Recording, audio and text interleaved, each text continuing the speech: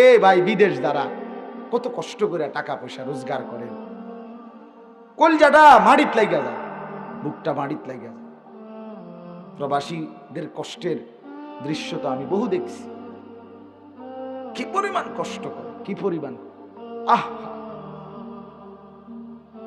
সেই প্রবাসীর রক্ত পানি করা প্রখর রৌদ্রে 12 ঘন্টা 14 ঘন্টা 16 ঘন্টাও ডিউটি আছে, ওভার টাইম করলে 16 ঘন্টা ডিউটি।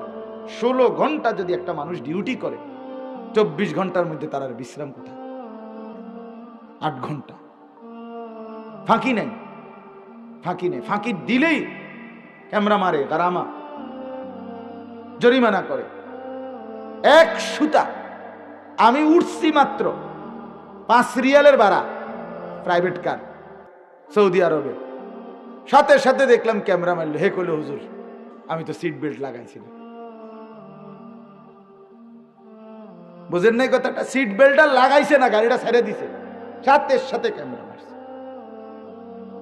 পরবর্তী মিনিটেই মোবাইলের মধ্যে কি এসে পড়ছে? গারামা এসে পড়ছে, মেসেজ। গারামা মানে জরিমানা,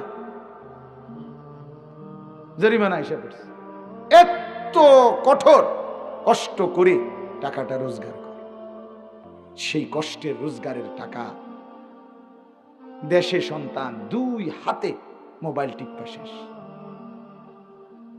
সারা দিন রাত পারে না হাতে পায়ে মোবাইল টিপ, উলঙ্গ ছবি, নাচ গান, জিনা, মজার সাথে কিছু অসভ্য ছেলে পেলে মিলাই নিছে। হ্যাঁ, তার বাপ বিদেশ, আর সমস্যা কি? খা তারে, তার পয়সা শেষ কর, লুটের মাল। অথচ ওই বাচ্চারা কি পরিমাণ কষ্ট করছে। বেটিটা বাজারে বাজারে ঘুরতেছে, স্বামী বিদেশ, আর কি টেনশন নেই, খরচ করো যা মন। 12 টাকার মাল 48 টাকা, 50 টাকার মাল 400 টাকা, খালাস। এই জন্য বললাম আমাদের সচেতন হওয়া চাই, আমাদের সচেতন হইতে হবে। নিজের পরিবার, নিজের স্ত্রী, নিজের ছেলে, নিজের মেয়ে, নিজে প্রত্যেকেই আমরা গুনাহ থেকে বাঁচতে হবে। আর প্রথম কথা হলো নিজেকে